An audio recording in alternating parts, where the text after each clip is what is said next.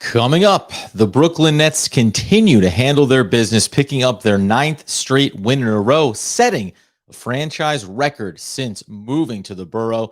We break down the big performance against the Cleveland Cavaliers, balancing the superstar talents of Kevin Durant and Kyrie Irving with the supporting cast, and how this team continues to show growth and the ability to adapt based on their opponents. Let's break it down next. You are Locked On Nets, your daily Brooklyn Nets podcast. Part of the Locked On Podcast Network, your team every day.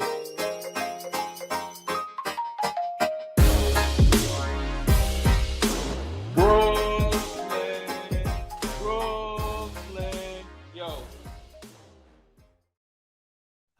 Yes, my friends. It is the Locked On Nets podcast right here on the Locked On Podcast Network. It's your team, the Brooklyn Nets, every single day. Over there, you will not find Doug Norrie, but he is still the owner and operator of DFSR for all your daily fantasy sports rankings from DraftKings to FanDuel. He's got you covered. I'm Adam Armbrecht, breaking down the New York Football Giants on the One Giant podcast with my boy Andy Mack. We thank you for making us your first listen today, free on all those great platforms, and let you know that first-time users can receive a 100% instant deposit match up to $100 with promo code LOCKEDON. Why? Because today's episode is brought to you by PrizePicks at prizepicks.com with promo code LOCKEDON.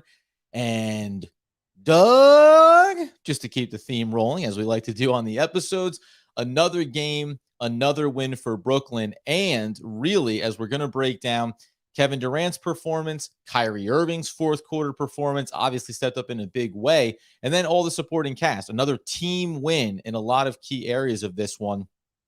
But coming into this, we talked about how Golden State, Milwaukee, Cleveland, even Atlanta, if you want to put them in there as well, were going to be these benchmark kind of litmus test games. Now, we know that you didn't have, Steph Curry there against the Golden State Warriors. We dismissed the idea of not having Middleton, obviously, because it's still a high-profile team there. And ultimately, you come into this game against Cleveland, and you have a different type of team to deal with here, right? Cleveland has the slowest paced offense in the league. They get into their half-court sets. They're deliberate. They have a lot of length in Mobley, in Jarrett Allen.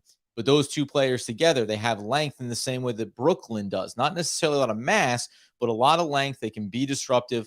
And then, of course, you have a really dynamic guard play there with Garland, with Mitchell, and you know it's going to present a lot of challenges potentially for the Brooklyn Nets. So we're gonna come back around to the top of this game and discuss some of the things that I think were working well for Brooklyn, some of the highlight moments here. But just to round this thing into form, because this was a game that, unlike Milwaukee, where Brooklyn did get up, and again, it didn't feel like that game was ever in doubt. This one had some ebbs and flows to it. So when you're heading towards that halftime break there, you get that big run from the Cleveland Cavaliers. They break that lead all the way down to 1. And then the Nets turn around and go on a 19-4 run to clear out the quarter there and give themselves a nice, healthy lead going to halftime. However, unlike Milwaukee, the play of a Darius Garland, of a Donovan Mitchell potentially can be there to go off in any moment in one of these games. And that's what we started to see in the second half, specifically as we got into the fourth quarter there. And we ended up having this thing come down to a little bit down to the wire. By the way, noted on the broadcast, the Nets now moved to 13-2 in what's known as clutch games. Less than 5 minutes to play, a score within 5 points. Brooklyn is the best team in the NBA this season when it comes down to winning those tight games. Now, there's been some debate about if it's ones where you have a big lead and you give it away or you have to storm back. But either way you slice it, when the stage has been the brightest, this season, Brooklyn has been able to step up. And the really key sequence here in that fourth quarter, among other things, Kevin Durant ends up fouling out. So the last couple of minutes, you got to go it alone. You have Kyrie Irving going off in a really big way. But as these teams are trading buckets, committing fouls, sending the Nets to the line, finally, in the biggest moment, as Garland is trying to drive towards the basket, Nicholas Claxton, right in that spot, times it perfectly, gets up, swats that one away. And that was, I think, effectively the clinching moment when we talk about the fourth quarter of this one. And we'll stay in that fourth quarter because I think it's really important to talk about what Kyrie Irving did in the second half, really, in this one before we wind it back. So a little reverse engineering here. Kyrie Irving went into halftime went into the fourth quarter, with 17 points in this game. Now, they did two things again in this one, like they did against Milwaukee. That third quarter coming out, they were really able to have some success and maintain the lead. They ended up playing, before Kevin Durant re-entered the game, they played to just a -2 against Cleveland. So anytime, that's with Kyrie on the floor, but anytime that you can negotiate those non-KD minutes and still come out even or close to it, that is a win in a big way. So they did pull that off.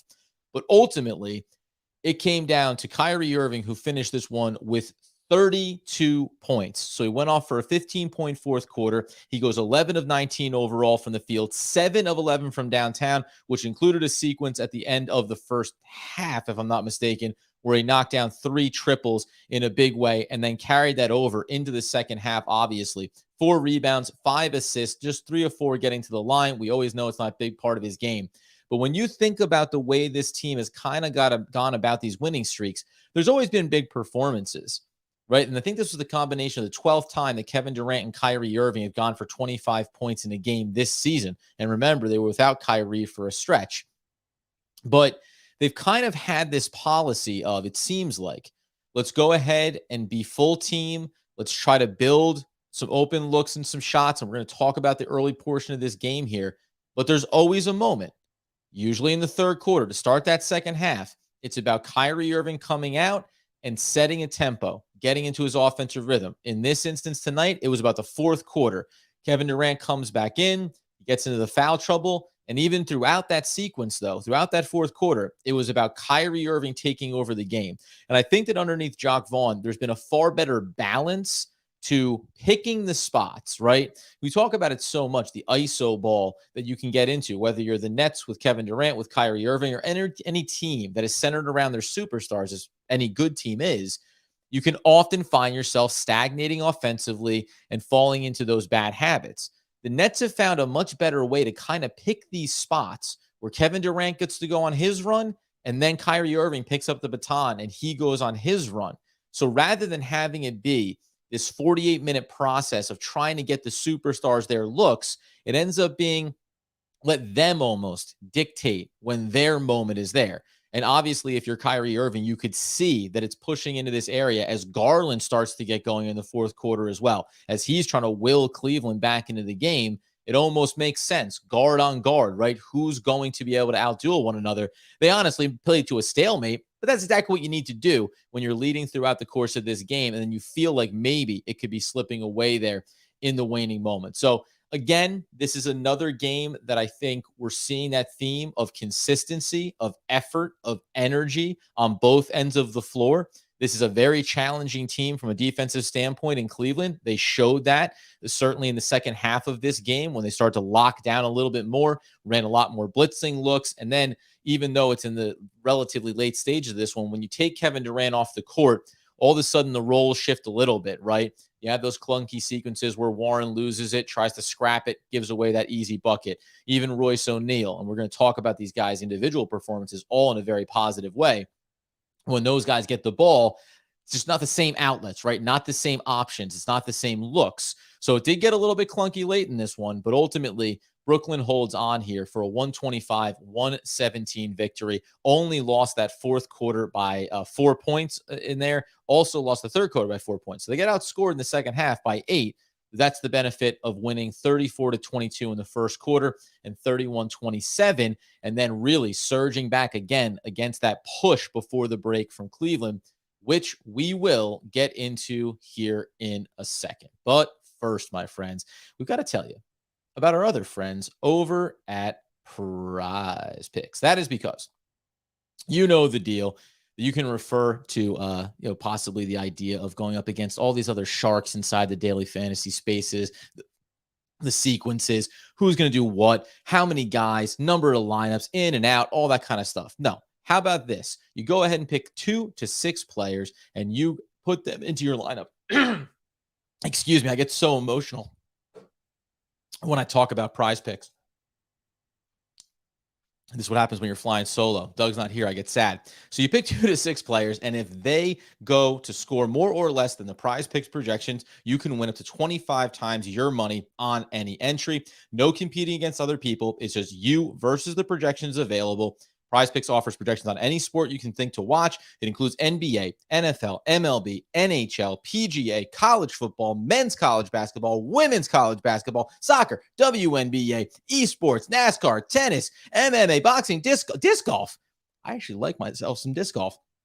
You can get in on that action over at PrizePicks. You download the PrizePicks app or go to prizepicks.com to sign up for daily fantasy sports. And first-time users can receive a 100% instant deposit match up to $100 with promo code Locked On. If you deposit $100, PrizePicks will give you $100. You deposit $50, they give you $50. And down the line you go. You can do the math. Don't forget to enter that promo code Locked On at sign up for an instant deposit match up to $100 at prizepicks.com.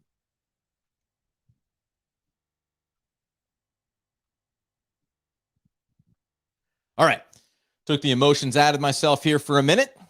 Bit of a dangerous area to get into there. Choked up on the ad read. But let's go ahead and back this one out now, right? Because you go and you have that conversation around Kyrie Irving and how he can take over this game for you when you need it most and help secure this victory. It matters in a big way. However, bring this thing all the way back to the start of the game where there was a couple of key things that I really thought worked well for them. Again, we're talking about an opportunity where the Cleveland Cavaliers are going to have a more difficult offensive assignment if that's on the defensive end of the floor here.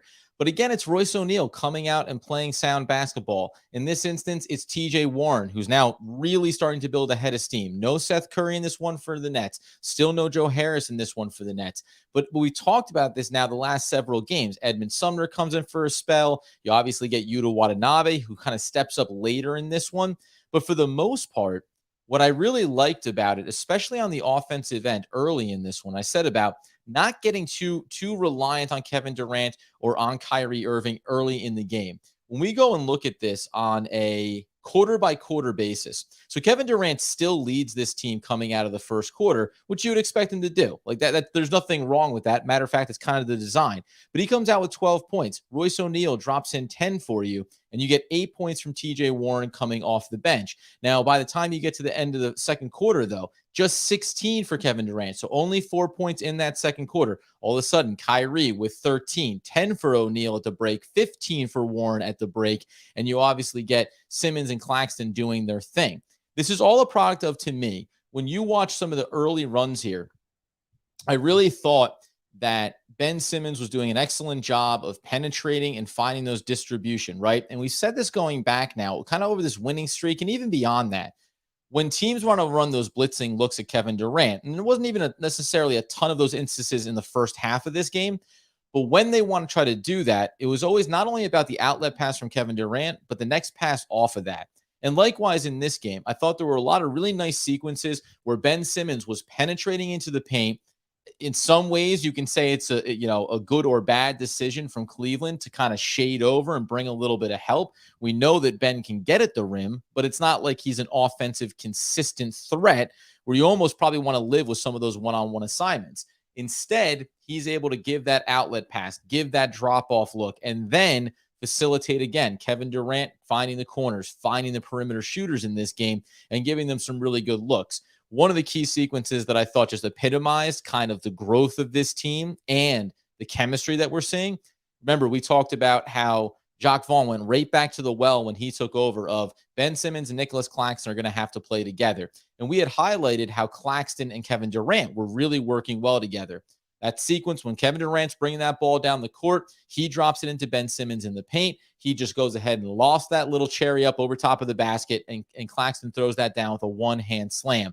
Like, this is the next evolution of this offensive team. Even when you have those players that, again, talk about what are their deficiencies, the free throw line, the free throw shooting, guess what? It doesn't matter because you even saw what they were doing early in this one to have success, and then the way in which by the back end of the game, you get to mix and match, and you get to use Yuta Watanabe. Now, there's no Kevin Durant here, but Kyrie Irving is on the bench for the final 13.8 seconds of this one, which you're up 8 at that point, and even if they knock down a triple, you're going to go back down the other end. But Jacques Vaughn has the ability, again, to look at the matchups and find ways to frustrate the opposition and put themselves in a really good position to win these ball games. So it just, for me, the early portion of this game, just like the Milwaukee matchup, it kept coming back to this idea of the Brooklyn Nets dictating their style of play, doing what they want to do, especially on the offensive end, and that just puts you at an advantage. Again, Cleveland, slowest paced team. So if you're going to be trailing 34-22, they get that big surge in the second quarter, but then they come right back. The Nets answer that bell and have a big lead at halftime. So now you're trying to play out of character. You're trying to quicken up your pace. And what Cleveland did a good job of was getting back to what they are really good at defensively and trying to run those blitzes, trying to run some different actions on that end of the floor, and then lead to some easy looks on the other end. But again, you have to keep trying to fight back against what Jacques Vaughn is doing to you on the defensive end if you're Cleveland. I want to make sure that I look through these sequences here too, because early on, I said Simmons and Claxton. I also thought this was a really good one here. I labeled it as being ready to play physical basketball, but it's a different matchup, right? It's a different matchup than playing Giannis. But I really thought that Claxton did a good job against Allen. Mobley is a lean player, so you don't have to worry about him as much. And by the way, when you look inside the box score of this one, you can go ahead and see. Now, Allen finished with 11 points, 10 rebounds. But he was a virtual non-factor. There are moments, right? The rebounds, the second chance opportunities on the offensive end, of course. But if you're going to tell me that Mobley is going for 12 points on 5 of 11 shooting and Allen's only going 2 of 5, gets to the line 8 times, knocks down 6 of them, but they combine for 22 points, you're already trending in the right direction. Darius Garland goes for 46 points in this game. 46 points in this game.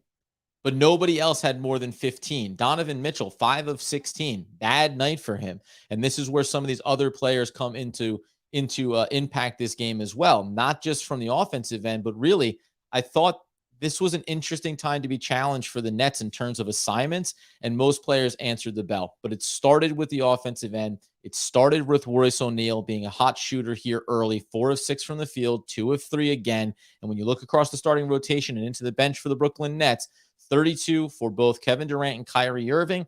You get 10 apiece from O'Neal and Claxton. And then we're going to get into the bench here in a second and obviously talk about the performance from TJ Warren. We can highlight it at both ends of the floor, as well as what Ben Simmons is starting to show you that he is capable of doing with consistency. It's not going to be a sexy box score on most nights for him, but he's going to give you something like this. 9 rebounds, 8 assists, 3 steals, 1 block, just 4 points. It doesn't even matter. Only went to the line twice in this game. There may come a time when those sequences matter late in games. But right now, he is playing at such a high level defensively. He's mitigated those foul concerns that early in the year, fouling out sometimes. He's running all that switching action. They're bleeding over to help one another. And really, on the offensive end, again, those 9 assists, look through that lineup there. It's Kevin Durant that also has 9 assists, and then 3-4-4 for O'Neal, Claxton, and Irving inside of the starting rotation. So Kevin Durant is making the right reads early in the game and rewarding teammates. And Ben Simmons, a lot of times, is that second touch off of Kevin Durant, or he's the one initiating into Kevin Durant and feeding back out. So you're starting to see this offensive rhythm where players like Nicholas Claxton, that balance inside of that starting rotation, well, Ben Simmons isn't the offensive threat. So Claxton's the rim runner. Claxton's the man in the lane, running those little hooks, using his offhand for a couple of these sequences. And I thought he did a heck of a job taking on Jared Allen, getting at the basket. If you want to talk about those matchups inside of this game, Brooklyn Nets won them clean all the way through this for the most part. And if you think that the Nets are too small, they need to get bigger, they need a traditional big, they need a rim protector, this is another great example of why they can dictate terms and they can be on the front foot. Little scattered in some of my praise there. I want to drill down on Yuta Watanabe and his late sequences. More importantly, most importantly, is TJ Warren and what he seems to be growing into for this team. Obviously, some players missing tonight, but you can start to understand what these offseason decisions were with Royce O'Neal, with TJ Warren, even with an Edmund Sumner in this game, despite only playing 11 minutes.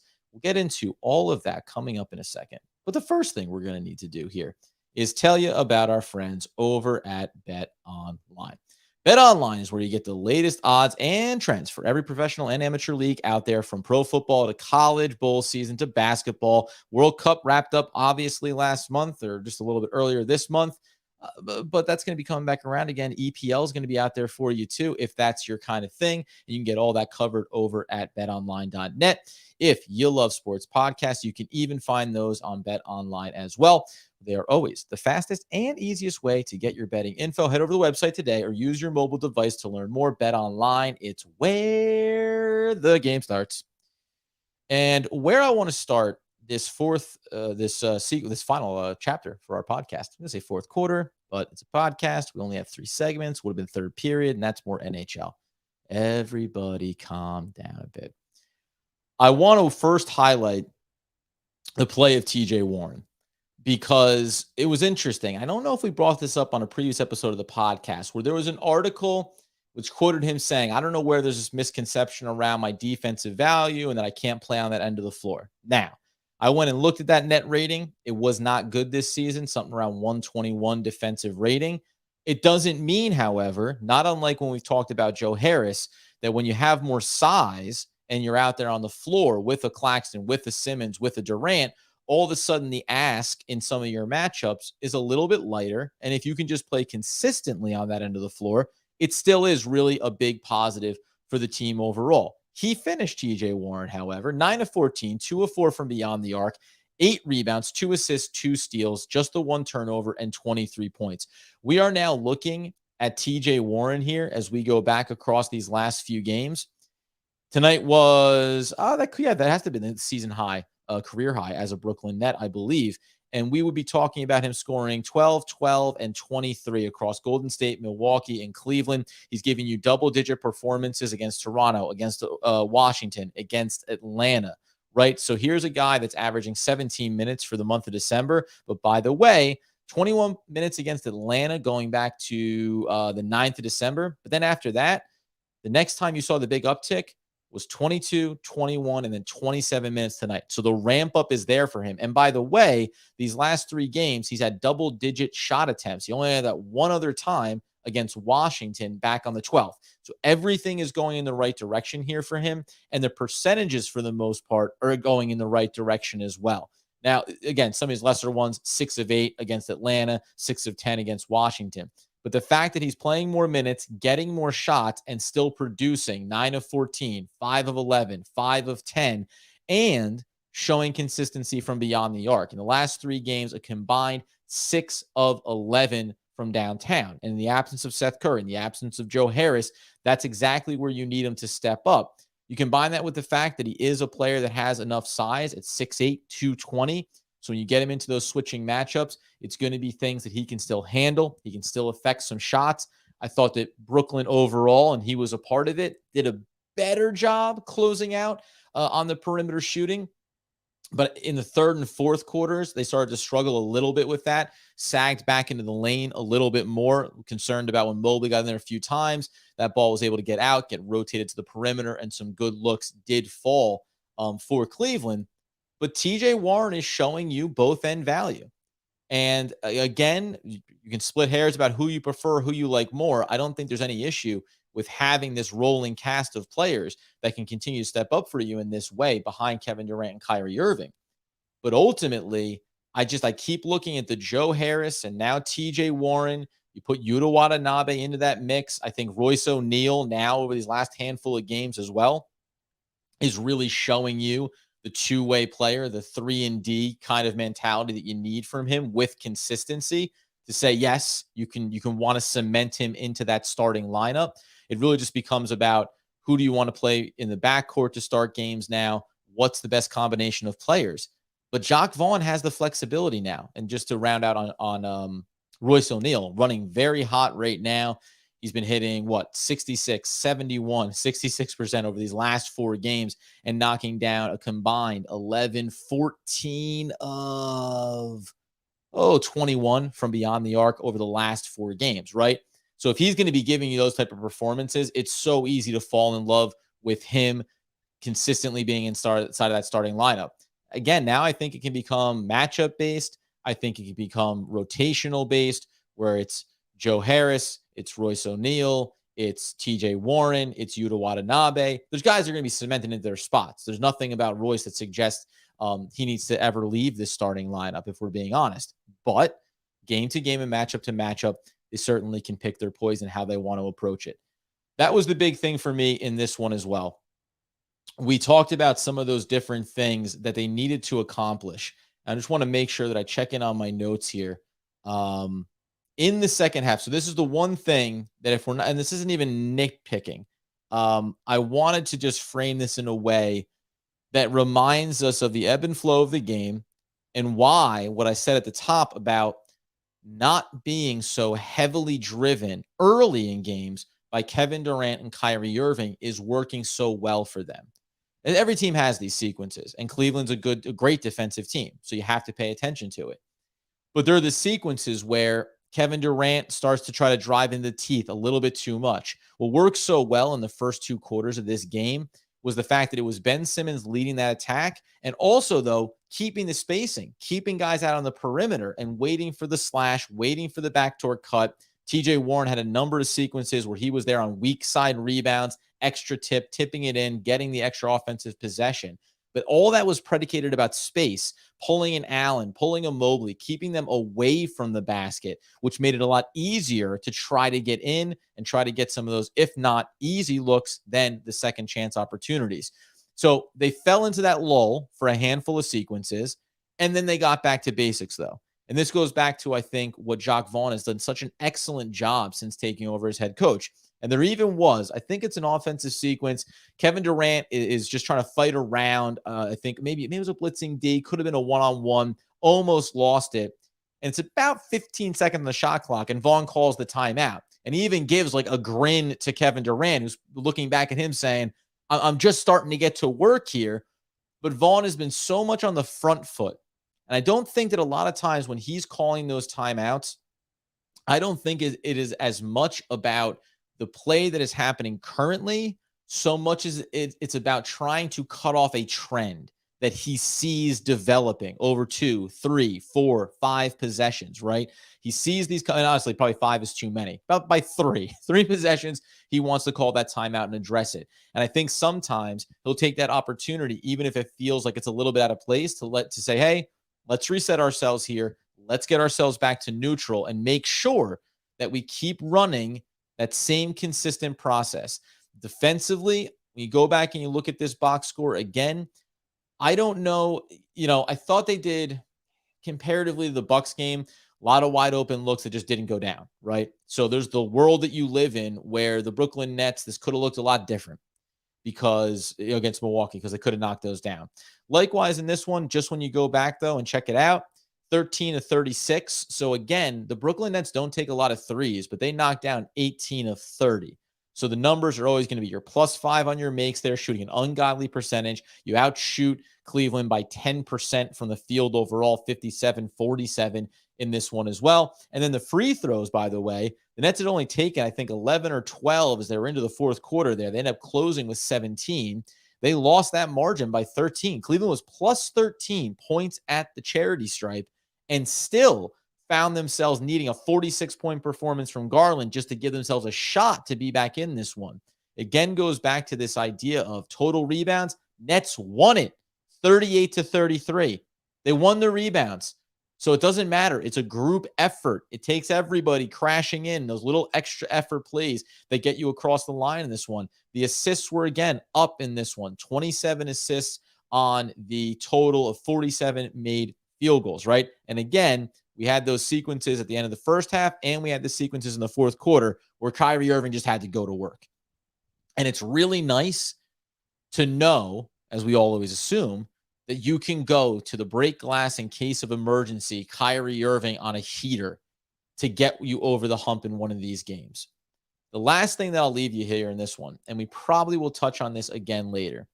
Now, even though Kevin Durant fouls out in this one, and otherwise he probably would have stayed in this game, Kevin Durant had 36 minutes tonight. And I wanted to make sure that I made a note of this trend because it's something that Doug and I have talked about at length leading up to this winning streak, leading up to when they gave him the full game off, and now as we work our way towards January and the new year. So he comes in. If we go back to these game logs here, start of the year, month of October, Kevin Durant was averaging almost 38 minutes per night. And we know Kyrie Irving was missing time to start the year. In the month of November, 36.3. So a minute and a half less per game. And then in the month of December, 35.6. He's down 2 full minutes per game average from where he was starting the season. And if you don't think that that's not a deliberate decision that Jacque Vaughn and the Nets are making, and there's no reason why you wouldn't, but it is. They're trying to get him across the line here. And by the way, you want to go back and look at the fact that he was scoring almost 33, then 29, and now 29 points per game over that stretch. So it's slowly going down in minutes. The points have come down marginally, but what you've picked up in return is keeping a player like Kevin Durant that much more fresh. And by the way, just go back and look at some of the last handful of games in the month of November.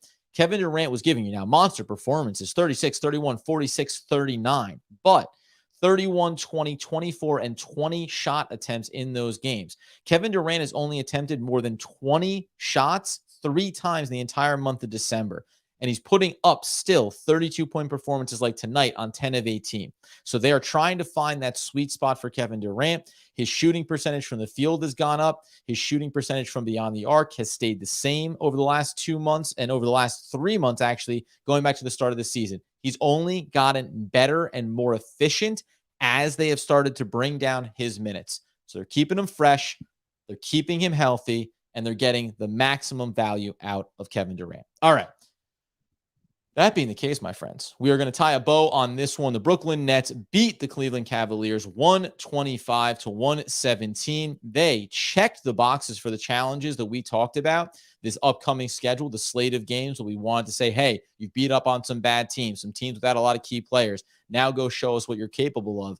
They passed that in spades. We have Wednesday night with Atlanta, still a tough task there. And then you get into a couple of lighter games, quote unquote, to close out December before we turn it over and look at the Pelicans and then the Celtics. We're going to see them come up on the horizon here. But already, they're checking all the boxes. Now it's just going to be about those little margins. Doug has a couple of programming notes. A guest coming up. Won't say who it is until it gets official. That'll be coming to you for Wednesday. I'll be there on the post game on Wednesday night for Thursday. And then at the end of the week, I think we're going to take a little bit of a macro view on some mistakes that other teams may have made when Kevin Durant, remember once upon a time when Kevin Durant could have been traded from the Brooklyn Nets? That was just this offseason. How many teams wish that they could get back into those waters right now? We'll do all that later in the week as well. As Doug always says, man, thank you so much. We have over 660 people in this live one right now. We're doing all these post games live on YouTube. You want to be over there subscribing. We're now surging over 4,000 subs there. We really appreciate that genuinely. You get that podcast feed too. Leave the nice review, all that good stuff. It means the world to us. And it keeps us coming back, man, and wanting to bring the energy for you guys every single episode. And with that, as always, when there is no Doug, I simply say, I miss my friend, and I can't wait till he's back so we can keep talking all things Brooklyn Nets basketball. Woo! Post-podcast, my friends. We'll be over in the comments here. Obviously, shout out at Locked On Nets. If you have a question, a comment, you just want to freaking do a victory lap on the whole thing, not a problem. But as I'll take just a quick sip here because I wasn't just choked up about PrizePicks. I almost went down in a heap there. So, but yeah, I mean, listen, man, it was a great game. And I was, this kind of happens sometimes, especially when it's a solo show. There's a lot of things that you want to get to. And I certainly thought that there were a handful of really big performances inside of this game. And I'm going back to my notes now just to make sure that I got everything. One of the things I definitely missed here is that I had made the note, Nicholas Claxton's offensive game is now starting to, and not every team is going to do this, but you saw a lot of these sequences when he's getting the ball down in the paint. Now that extra defender is shying over. It's not being left to a one-on-one matchup. And man, when that starts and Ben Simmons is still on the floor, it's this both and. Well, Ben Simmons can be trailing that play and entering the paint if Claxton drops it off. Claxton has also shown a developed and consistent ability to distribute back out of the low post as well. So now all of a sudden, again, especially in the first half of this game, you're talking about having the ability to have Kevin Durant have double teams thrown at him and play out of that. Kyrie Irving work over the screens and pick his poison. Now Nicholas Claxton. So everyone is really just starting to play with a lot of confidence here. And I think you're seeing that now on a consistent basis. Looking through some of the stuff here, I see things about like backup centers and backup point guards. There's things that we may talk about too, by the way, when it comes to how the Nets like look at this. So we had talked about Alex Caruso the other day. Obviously, he has a little bit of an injury now. I think we'll still end up highlighting a couple of these names again, just to be clear. We still look at it as playing in the margins, right? What is a guy that's going to help maybe supplement and let Claxton be spelled on occasion, keep Ben Simmons away from that 5 role at all costs? I think that would be a smart move by Brooklyn. Again, we keep looking at that backcourt and just saying, I'd like to have that one more player. I'd like to have a defensive-minded backcourt player that can also facilitate offensively, just so you have the option. Because the one funny thing that's going right now for Brooklyn is, remember, Royce has been consistent all year, but now TJ Warren is surging, right? And Yuta Watanabe had missed some games. Now he's back into the fold. And I think what I've loved about Yuta is the scoring hasn't been as prolific of late. And we knew, if the percentage didn't come down, which those really hadn't, but just the usage and the functionality, right? If that was going to come down to earth a little bit, what I like is that he's kind of become that scramble defender, right? He's the guy that holds with his man, tries to sag over on help defense, and then sprint back out to those closeouts. And he does such an effective job of closing out without impacting the shooter, without taking those bad fouls. It really has been a value for them. But this is now in the absence of Seth Curry, in the absence of Joe Harris. And it doesn't look, it just seems like Jacque Vaughn and the Nets are now threading the needle of trying to balance ebbs and flows, let those guys surge for a few games, then pull them back a little bit. You're seeing Warren surge right now, but I'll tell you for a fact, I think you're still going to see him retract a little bit because I don't think TJ Warren is going to be the guy that's playing 25 to 30 minutes a night with consistency just yet. It can still be there, but I think it's going to take time to get to that point. So this was just another listen. Again, we talked about against the Bucks, no Middleton. Well, the Nets didn't have everybody at their arsenal. And the funny thing is, it's not even necessarily the highest profile guys. It really is about the quality of rotation in behind them. Kevin Durant also passed Tim Duncan tonight, 15th all time on the scoring list. I was looking at some of those numbers. Like there is the world where this goes right, and he's a top 5 all time, top 4 all time scorer in NBA history. That's certainly going to be something that's going to be fun to watch over the course of it. And then something else we didn't do, and we'll probably get out of here after this. We look over at the standings in the NBA landscape right now. And now what you really do is you do circle. I mentioned that Celtics matchup. I think you do circle that. But right now, the Brooklyn Nets, they've now, overtaken the Cleveland Cavaliers. Wish I had gotten that into the episode. They've overtaken the Cleveland Cavaliers by a half a game right now, sitting in the 3 seed, 22-12, 22-13 for Cleveland, 22-11 is Milwaukee, just ahead of them there. They just recently beat them, obviously. And then 24-10, the Boston Celtics, who've had their lumps, like they've had their slump here, but they're seemingly coming out, going to be coming back out of it. So that's probably the next big one that I look at in circle. Atlanta right now is just above 500. They're the 7th seed. If you want to, again, think about these games in a playoff type of idea of the hierarchy of the Eastern Conference, you should be able to beat them up. And it's going to be interesting. They offer a lot of challenges there, obviously. They have some lengthy guys and some guys that can knock down from the perimeter, but they're right inside of this right now. Let's get Charles up here. How did you find the Claxton, Ben, and Yuta defensive athletic lineup? Yeah, and this is like another good example, right? So you're seeing Jacque Vaughn also implement very specific units, and everybody does this, but I think units where he understands, because they went with the full length lineup. So even inside of that, Simmons, Durant, Watanabe, KD, and Royce O'Neal, that 5-man lineup, I think, again, we've talked about size for Brooklyn. That is that's how they can impact it. Think about that lineup. Nicholas Claxton and Ben Simmons. Those are guys that can defend any position on the court in switches or straight up. Yuta Watanabe, I just said, that scrambling defender who can sag in and can also get out on the perimeter. Kevin Durant has been fully locked in and invested on the defensive end. So you know that he's capable. Now, you're not going to say he can defend any position. You saw how he picked up his 6th foul, right? Had Garland, knocked knees. He goes down, picks up the 6th. He doesn't have that same level of versatility, but he's still going to be a guy that can guard 3 positions for you with consistency at ease.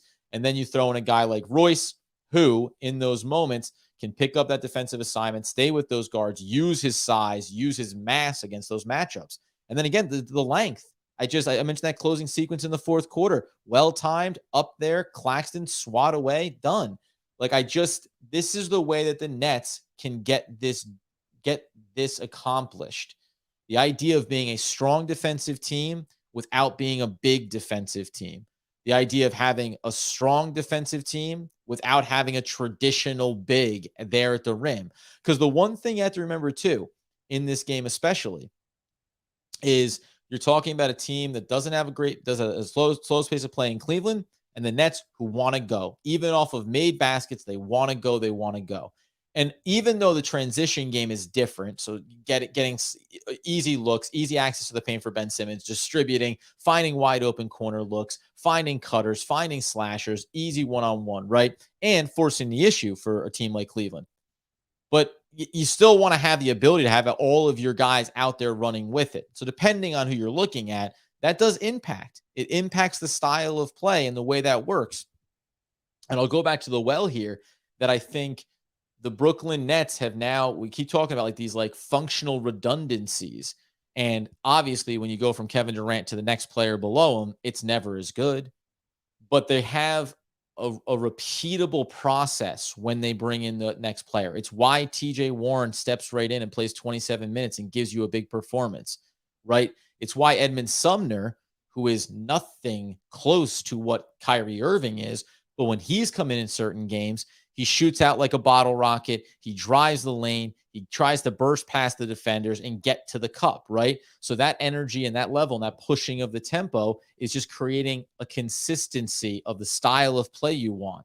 Go back and look at years past, the guys you're bringing in the second units, when you talk about the James Johnsons of the world and the Blake Griffins of the world, it's not the same thing. So then you have to create kind of 2 separate game plans and 2 separate mentalities. What do we have up here? When they doubled Kyrie in the 4th, do you agree that the other Nets should have executed better? Yeah. No, 100%. The 4th quarter was clunky for Brooklyn. No doubt about it. When Kevin Durant is getting blitzed on double teams, everybody knows what the role is. And by the way, if Kyrie's in the game, you have Kyrie as an outlet, right? As one of the safety valves there. When Kevin Durant's not in the game, all of a sudden the functionality gets a little bit lost. And I'll go back to this again. It's why I think the Brooklyn Nets still, as you approach the deadline, the beginning of February, need to think about a ball handling, defensive minded guard for the backcourt so that you have that option. If Kevin Durant were to foul out, if you're playing a smaller team and you want to keep the 2 traditional 2 guards on the court, one with, along with Kyrie, you want to have a guy that can take the dribble, that can handle it, and can understand where he needs to go and make sure that he can get there. So, again, it's not even nitpicking. It's worth noting, right? But no, it was clunky.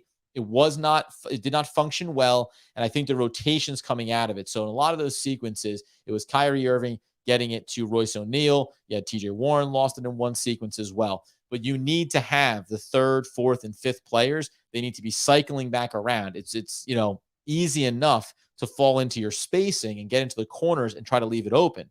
But you got to be able to cycle back, give yourself an outlet, because even as you saw in the flow of the game, that second pass, Kevin Durant gets blitzed. First pass, the lane is now wide open. If they're going to blitz 2 guys defensively on Kevin Durant or on Kyrie Irving, it means already you automatically have space, especially at the times when they were sometimes drawing Jared Allen out away from the basket too.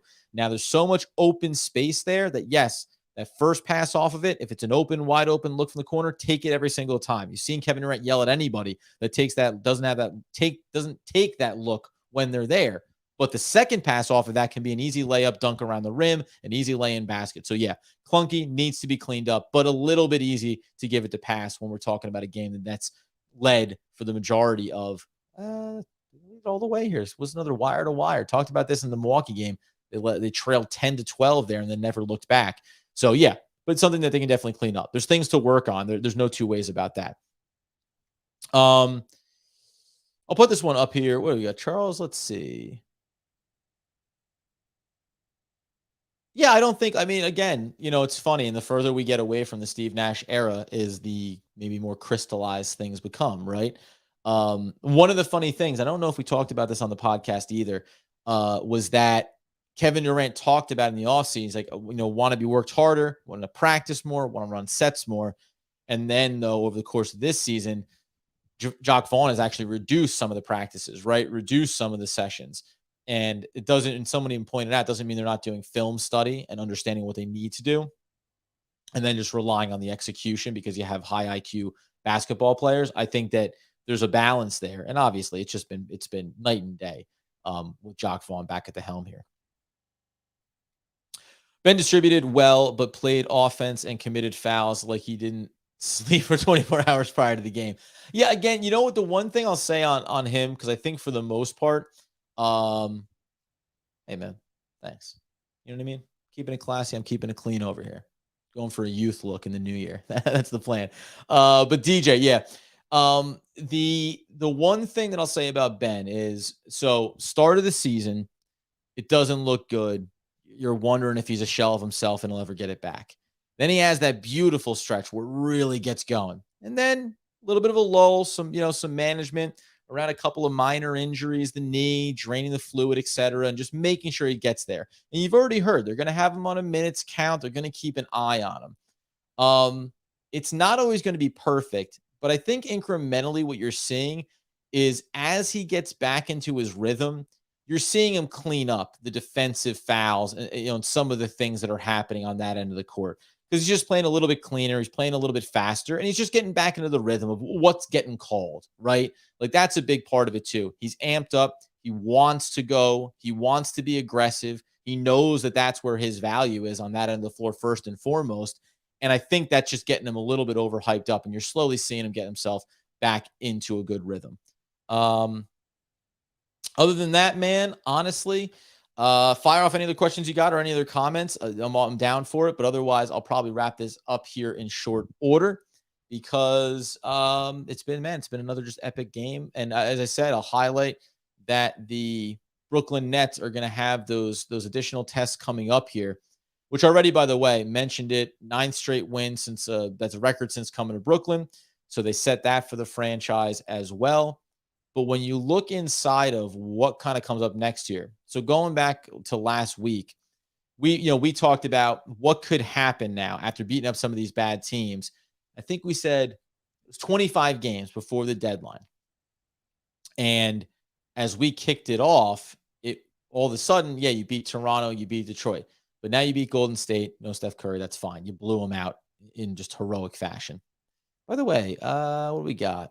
5 out of the last 6 games, Durant has led the team in scoring. Irving mixed in there once, although he did tie him tonight. And you'd argue that Kyrie Irving is deserving of the nod tonight. But now coming up, like let's just take it. We'll close out on a little bit of schedule thing here. You go to Atlanta and you go to Charlotte Wednesday and then Saturday. You kick off the new year. And this is 5 out of your next, including actually this game against Cleveland. 6 out of 7 are on the road. So you're going to go to San Antonio, to Chicago, to New Orleans, to Miami. You only get that one game against San Antonio at home. So even just from the road trip standpoint, Chicago's been in shambles. There's rumors they're getting close to blowing it up. Pelicans are obviously playing at a very high level right now. So you get another nice test game mixed in there, at least in the Pelicans, at a minimum in the Pelicans. And even if you want to look past Miami right now, you come home, you get Boston. You're home for Oklahoma. Then you're back on the road with San Antonio, Phoenix, Utah, Golden State, and the 76ers. Another 5-game road trip there at the back end of January before you go home for a 3-game stint to close it out. But I mean, really, now you're talking about when are they going to lose in a lot of ways, but they may not lose their next 4 games. The next time you may be thinking about the real challenge and if, let's see where they go toe-to-toe with a Western Conference team, it's going to be January 6th against the Pelicans. And that's the territory that we're in now, man. It's about when is this team going to lose, right? Because games like these, when you're up 10 to 15 points with consistency and you take the best shot from the opposition and still then push them back down like the Nets did at the close of the half and like they did in the fourth quarter tonight, that's the kind of energy that you want from a team like this. Yeah, there you go. Oh, that's good. Sorry, Jamal. You had it up there, and I didn't even realize. Yeah, so, I mean, I think the Pelicans is the first one. So they've won 9. I can see it getting to 13. January 6th against the Pelicans. That's the big test. And again, the Miami Heat, the Boston Celtics. So something in that range. But I think that they can drive this thing. Chicago, I don't like to call Chicago a bad team, even though the record hasn't been good. They seem like, I know they're in a high level of dysfunction right now, but there is talent on that team. But yeah, I mean, I think you at least get to 13 here. And then you see what happens against New Orleans. And obviously, as good as New Orleans is, we also understand that the Nets just beat Milwaukee and just beat Cleveland. So it no longer matters if you're one of the better teams in the league. That doesn't change my perspective on if this team can win, because right now they're dictating terms to everybody else. All right. That is 15 in a row, says Salt Dog. Okay, yeah, Pelicans, yeah. Yeah, and if you get past there, do you still think we need another big? Yeah, and again, I'll close out on this, Javon. Appreciate you, man. You've always been around, man. You're always around there. I know you've been riding with us a long time. So, again, I like having a backup big that can be there to spell Claxton for some minutes, that can keep Simmons out of some of those matchups for stretches. Because you think about the trickle-down effect, right? If Claxton's playing on the big, then Simmons gets to take a step down. Then Kevin Durant gets to take a step down. The switches become a lot better too. It's just a matter of where does it come from? Are you trading for one? How much are you trying to spend? I don't think the Nets are in that high-tier market. I think that they're more in the market for, again, a low level. It doesn't mean bad, but a low-level buy, maybe a buyout market guy. And again, what is the mold that they're looking for? You can say that they need a stretch big that can shoot from the outside and create that dynamic. On the one end, I can say, yeah, I'd love to have one, but they don't grow on trees. And this team seems to have built itself in a way where, okay, your bigs, quote unquote, Claxton, Simmons, your biggest players, you're surrounded by so many waves of shooters, right? I mean, Royce O'Neal, TJ Warren, Seth Curry, Joe Harris, right? All of these guys can shoot from the outside, as can Kyrie Irving, as can Kevin Durant. So, yes, I would still pick one up. I just don't think not a high profile guy, as some people, have been calling for. And understandably, I'm not knocking it. I still don't think we should be playing more than 9 deep, 10 at most. Don't you think reaching for yet another guard can cause discontinuity on the team? Yeah, I mean, it's a fair question to ask. Afrobuzz. If I look at it right now, and let me actually make it clear too. For the most part, when I talk about adding a guard, and tonight was a sample. I mentioned it about Warren and Joe Harris and their kind of functionality and being enough on the defensive end, and then obviously what they can do offensively, and it keeps that size.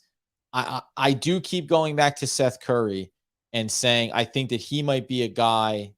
He's a guy that I'd be willing to put into a package to get a more 3-and-D guard in the door, a little bit more size and a little bit more value on that end of the court. If I can do that, and I like everything else, that's probably the move that I make. And so it ends up balancing the books in that sense. So I'm taking out a guy that is in the rotation right now for Brooklyn and then moving someone else in there. So, looking at the depth right now, Kyrie, O'Neal, Durant, Simmons, Claxton, that's your 5. Harris is 6. Warren is 7. Yuta is 8. And then, 9 is Edmund Sumner. And I don't mind. And so I'm keeping Curry out, right? So maybe 10. I don't think it hurts to have that. And the other reason why I bring it up too is because, again, as much as we're enjoying it, remember, We got Sumner and Warren coming off of injuries. We've got Seth Curry and Joe Harris both coming off of injuries from last year too, right? So you are trying to safeguard just a little bit against that possibility, against the what might happen here if you end up having a problem with one of these guys from an injury standpoint. So that's probably my biggest hedge there from that standpoint too. That being the case, guys, it's been electric. We love it, man. Almost 500 people in the room. We love doing these post games live. We hope you enjoy the energy of it all when we're doing them, and then obviously the post game sessions where we love hearing from everybody. So, yeah, appreciate you, Afro Buzz. It's a good question, and it's I think something that the Nets have to consider as they move through this next month. They've been relatively healthy for the most part. When guys have had to go down, they've had other guys be able to step up. So I think that's probably what they're hedging their bets here against a little bit. But in a lot of ways, you can't predict, right? You can't make moves anticipating an injury. I think you just have to try to see if you can make little tweaks to the roster if it improves the team. I'll just tell you, Reddy, this originally, when I brought up the idea of an Alex Caruso, I'd gone through these things before. I don't know if on the show. 3-team deal, Caruso to Denver.